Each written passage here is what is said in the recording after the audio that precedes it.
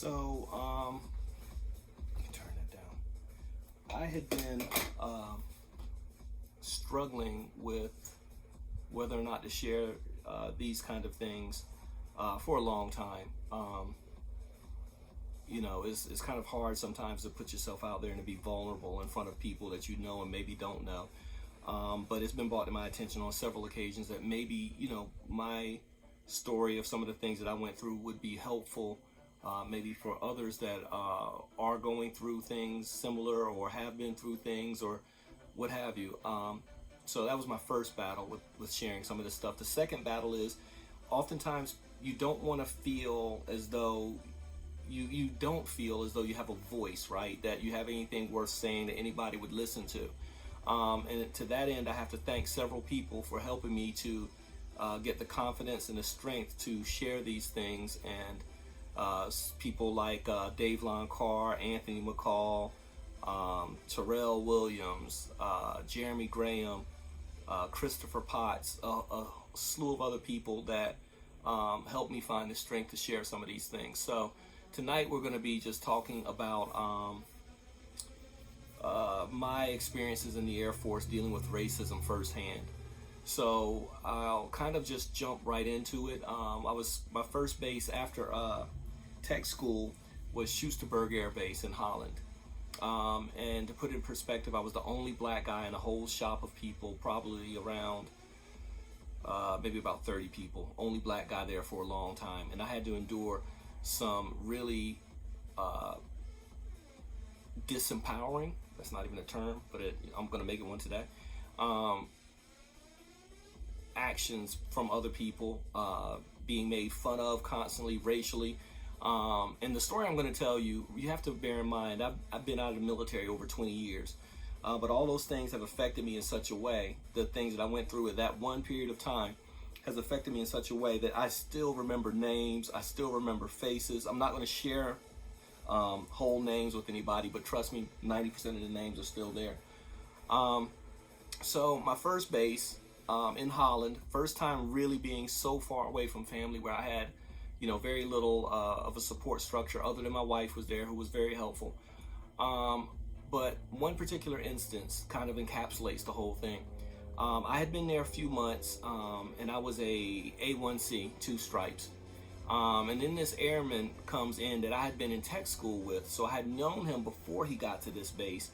And his name was Airman L. I'll just use his first initial, his last name initial. And we were standing by a bench, and I outranked Airman L. We were standing by a workbench because we worked in this big shop on all kinds of equipment. And we were standing by this bench, and he drops a piece of paper, and he says, "Hey, pick that piece of paper up, boy." I outranked L. I had been there longer than him. I thought I had, earned some respect from some of my coworkers. So I was like, "Look, man, we don't do that here, dude. You can't call me boy. It's offensive." So they give you these little tools by which you're supposed to handle things in the military. Like they say things like, you have certain ways you're supposed to tell people something offends you. So I was like, "Hey, I find that offensive. Don't call me boy." He goes, "I can call you whatever I want to. Now pick up the piece of paper, boy." Laverne, look, man. Oh, I just said his name. Okay, well, might as well keep going now. Airman Laverne, look, I'm not a boy. I outrank you, and I'm asking you politely to stop calling me boy. And he just continued to do it, and he kept calling me boy. And I remember distinctly looking around, and first was my thought process of, hey, I'm playing by the rules that you guys established. Whereas, my manhood was telling me, hey, look, you need to hit him in his mouth, shut him up right now. But that's not the way they teach you to do things in the military. And so I'm looking around, I'm seeing all these people that outrank the both of us, by many stripes. And they're just sitting there watching. And I remember just feeling so helpless in that period, where I didn't know what to do, how to get out of this, how to make them stop, how to make them listen, how to make them abide by the rules that they set. So eventually it escalated to where I started cursing at him, and I told him if he did it again, I was going to punch him in his mouth. And he said it again, and I remember drawing back to hit him. And this Sergeant Gee, G grabbed my arm and he told me to stop, and he, sent me to the side and everything. And so I'm furious by this point, and I'm crying, not out of fear or anything, but just out of a total disbelief that, this system that you guys have put into place, to protect everybody isn't there to protect me. And you're wanting me to play by the rules, and I'm way across the ocean in a different country I've never been to, very few friends there or what have you. Only person that could understand what I'd been through in the shop was me, because I've been going through all this stuff for a long time. And so I wind up going to, I'm like, look, I can't stay here. Something needs to be done. None of you guys are going to do it. I'm going to Social Actions. So Social Actions is a group that they have set up that is designed to handle those kinds of things. So I remember going into this office, and I look across, after I go into this gentleman's office, I look across at him, and I remember thinking, he's not going to understand why this stuff bothers me so much. He's not going to understand why this offends me. He's not going to take up my side. He's not going to help me. This is not going to be any help. And lo and behold, he says, we talk about it a little bit, and he says, well, did you document all this? And I was like, sir, this literally just happened 30 minutes ago. And I'm asking you, I'm imploring you to please, and I use the word imploring you to please take care of this for me. I can't deal with this kind of stuff anymore. And so, we talked a little bit about it. He sends me back to the office. Now, me and Airman Laverne had the same supervisor. So when I get back to the office, our supervisor, our mutual supervisor, gets called down to Social Actions with Airman Laverne. So I'm in there thinking, okay, things are going to be okay. It's going to be taken care of. I did the steps. I did what I was supposed to do. Now they're going to do what they have to do. Our supervisor comes back with Laverne later, calls me into the office, and he says things like, well, Airman Laverne said that you offended him and he was just coming back at you and it was a mutual thing. And I said, well, what did I ever do to Laverne that was racist and that was offensive and that he said was offensive and that I didn't stop? He says, well, Airman Laverne said you called him Sunshine. And I was flabbergasted, because in the military, like if you watch any of the old school movies, you'll hear people say, hey, Sunshine. That's something we did all through basic training, all through tech school, and Laverne knew what that meant. But he was able to take that term that everybody knew about and twist it in such a way to empower him to allow himself to do those things to me. Now, where it really gets offensive for me is the fact that they literally took his word for it, that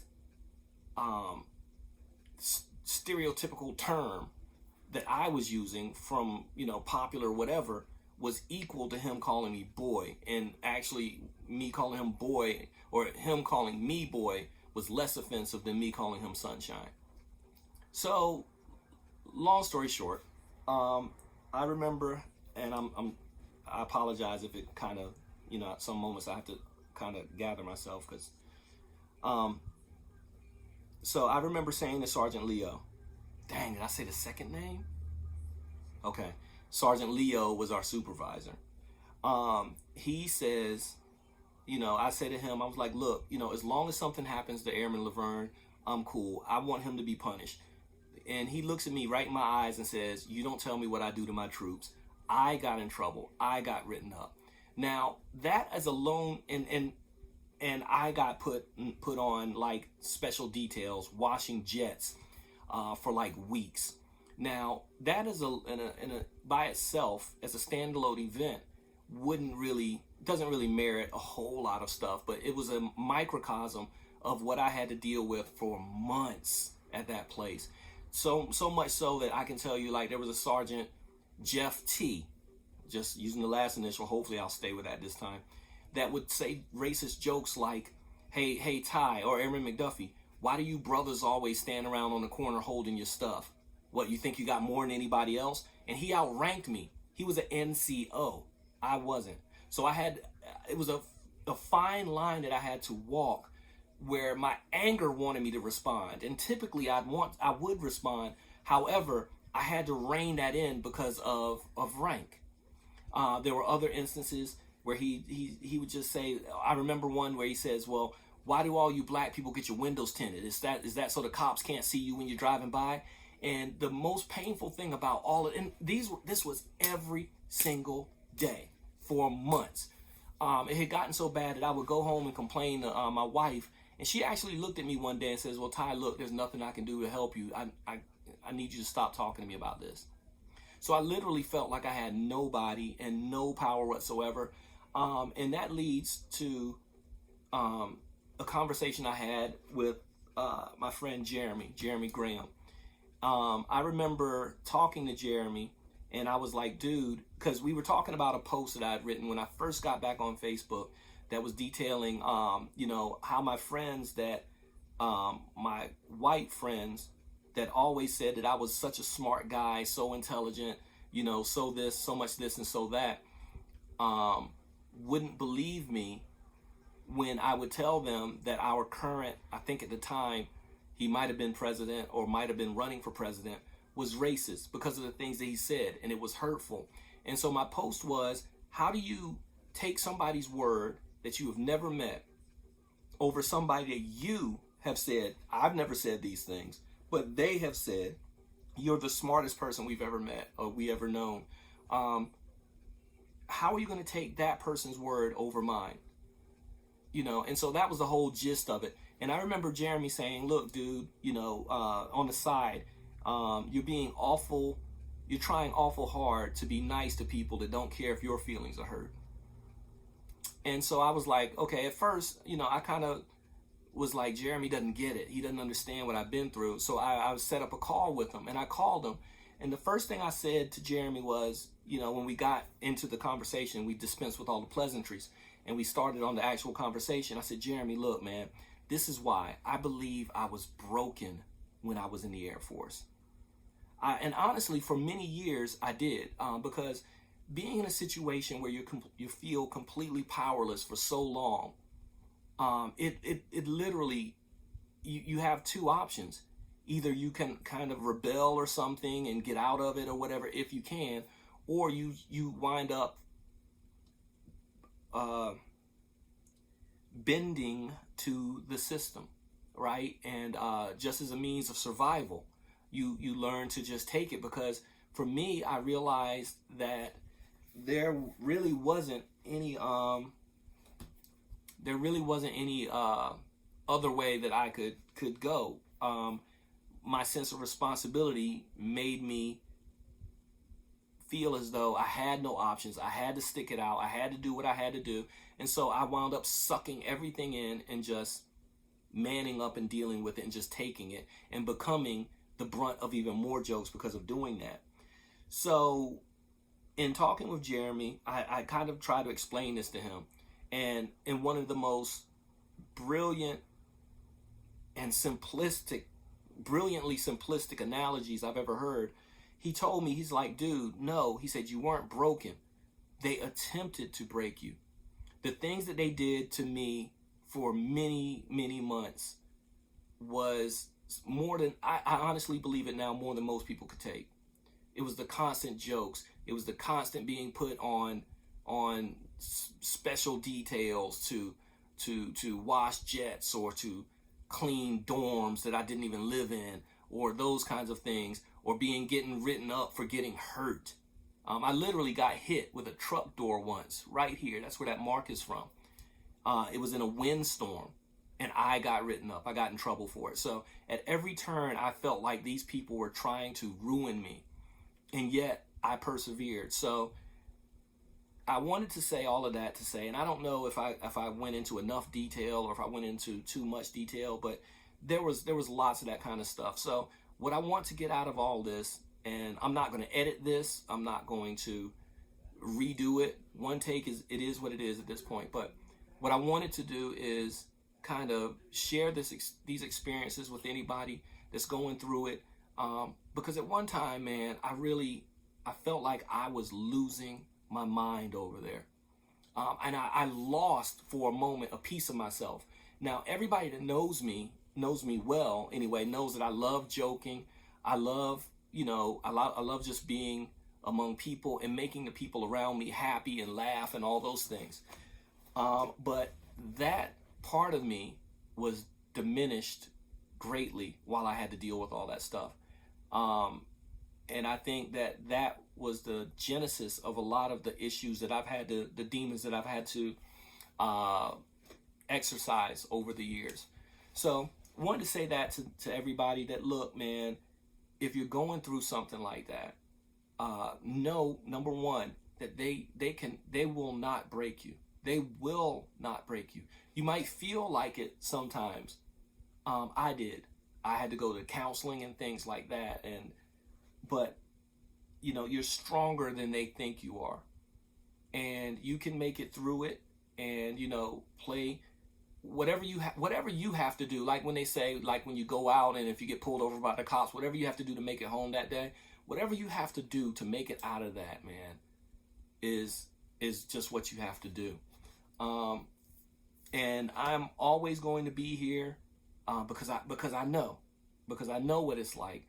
I'll always be here. If you need to call me, you know, just message me or something, and we can sit down and chop it up. And you know, I'll do what I can to help you. But understand, you're not alone, man. You're not the only one that's going through it. It feels like it. It feels like the whole weight of the world is on you, and it'll feel like you just can't put one foot in front of the other the next day to go in. But you're not alone. You're not dealing with this kind of stuff by yourself, and you don't have to deal with it by yourself. So just wanted to put that in your ear, man, and let you know that, you know, it can be a brighter day. Don't give up. Don't give in. You're stronger than that. You're not going to break. You are going to withstand it, and you're going to persevere, and you're going to come out stronger on the other side. Thanks for listening. Talk to you later.